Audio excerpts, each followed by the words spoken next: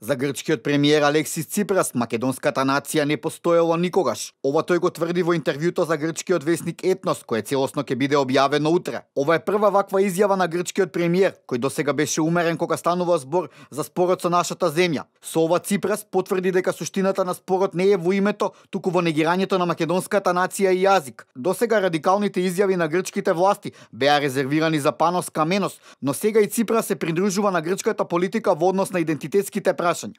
Со ова се потврдуваат и изјавите на преговарачот Васко Наумовски, кој предлозите на Нимиц ги нарече далеку од достоинствени. Со ваков цврст став, на 24 јануари Ципрас ќе се сретне со македонскиот премиер Зоран Заев во Давос.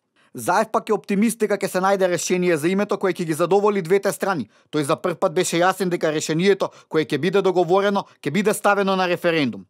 Јас сум оптимист, некој ме нарекуваат и непоправлив оптимист, верувам дека помеѓу земји две, кои што се пријатели, имаат намера да бидат уште поголеми пријатели, ќе се изнајде решение каде што ќе се сочува достоинството на двете страни и буквално ќе биде придобивка за едината на граѓаните на двете земји. Дека референдумите во двете земји се поизвестни, говорат и резултатите од анкетата спроведена во грчкиот весник Танеа, каде 61% од грчките граѓани се изјасниле дека треба да се одржи референдум.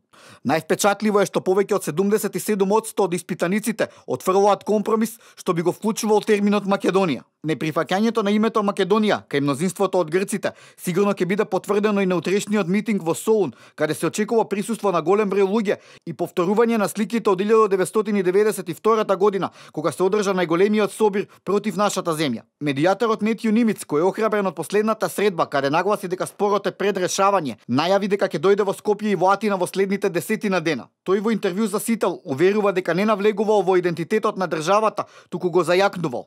Медијаторот уште вели дека ние имаме силен идентитет, не само од осамостојувањето, туку и од времето на поранешна Југославија и од Отоманската империја. Нимиц уште не храбри дека сега е моментот да се донесе решение, бидејќи нема избори во двете земји и дека сега имал работа со двајца сериозни премиери и министри за надворешни работи.